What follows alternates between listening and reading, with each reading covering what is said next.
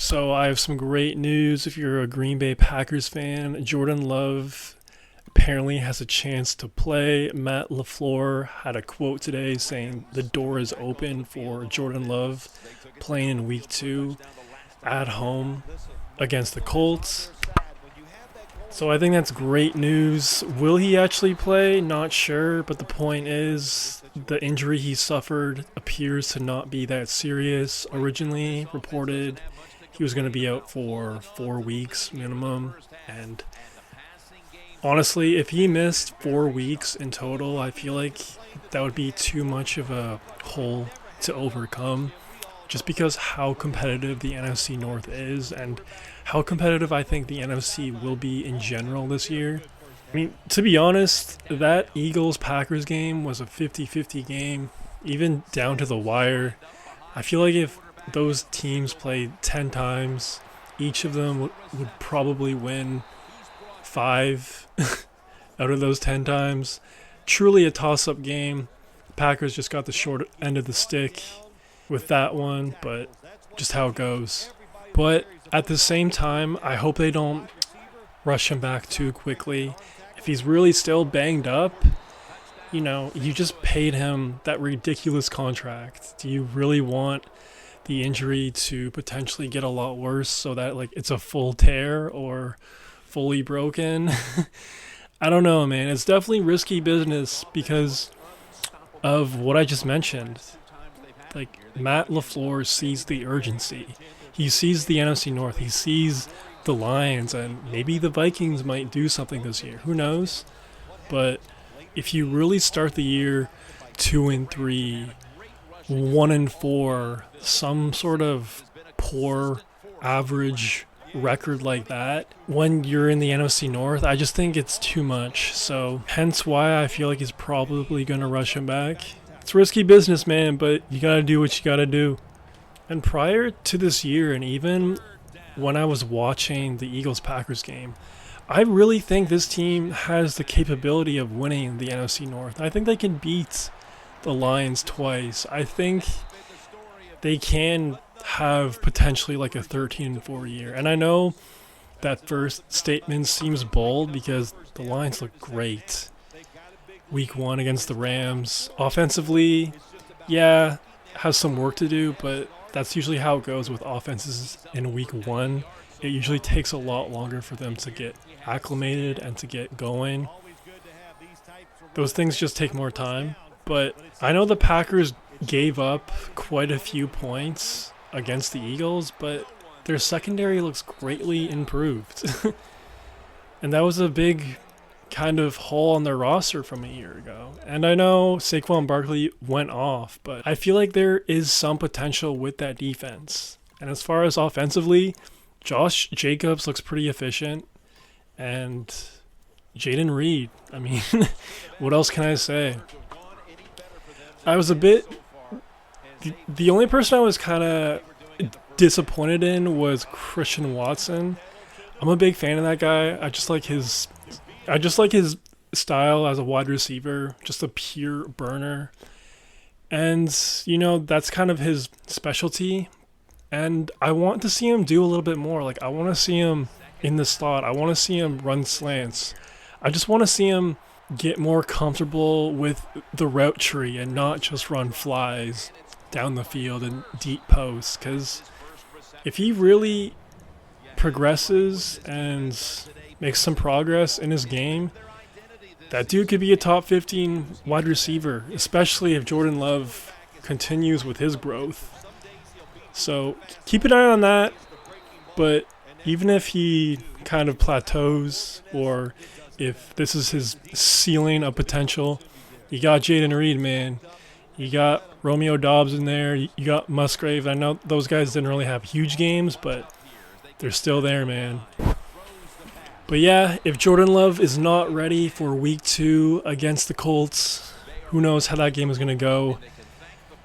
It's their home opener. Malik will get the start. I don't know how he's going to do. Obviously, he flamed out in Tennessee. He had a lot of draft buzz when the Titans drafted him back in the day, but he just never ever got it together.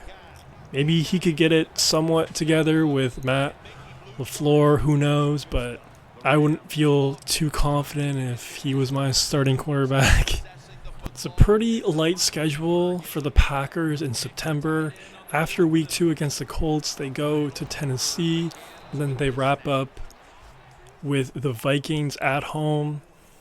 You kind of got to get those wins, man. You got to get those wins in early because in October you have the Rams at LA, Cardinals at home, Houston, and the Jags.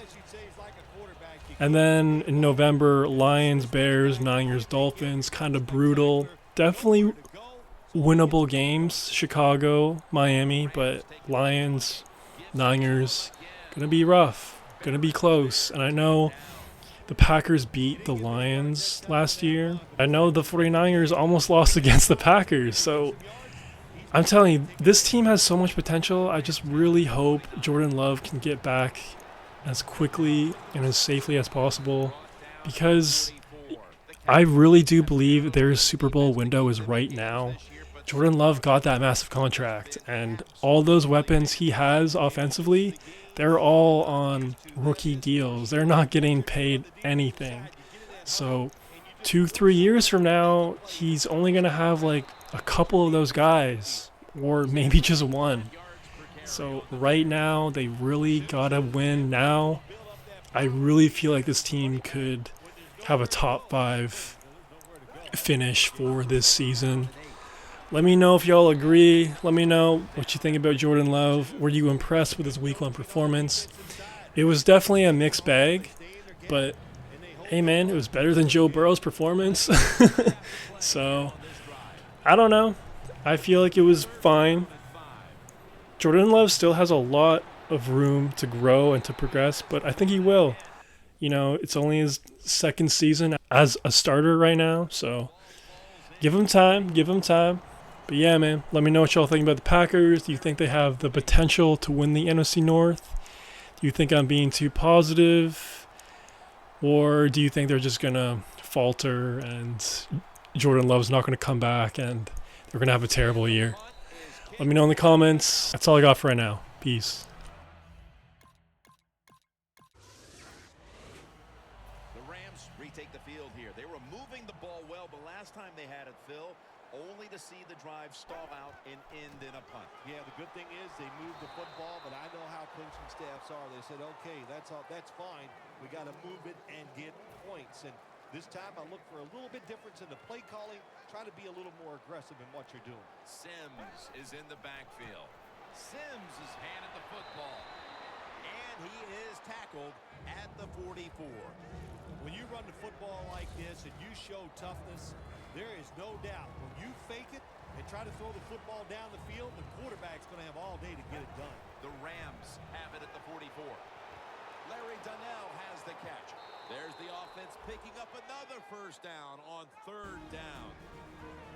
We've hit the 2-minute warning in the 2nd half. Welcome back. Coming out of the 2-minute warning here in the final quarter. This play set up by the long gainer. Almost intercepted.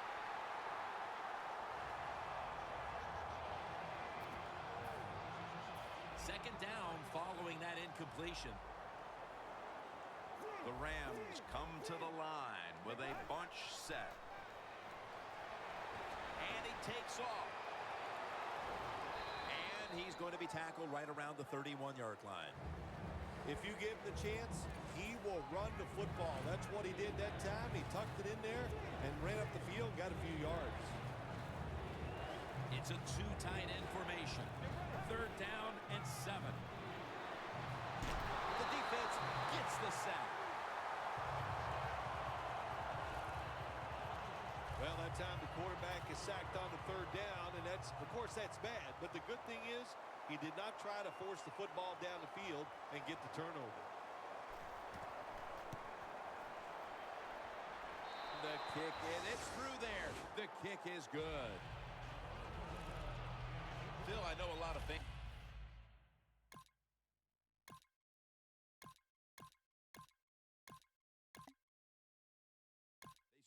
with practice back in July, training camps, all through the regular season. This was the goal from the beginning, to advance to the Super Bowl. And they have done so today with their win in the NFC title game.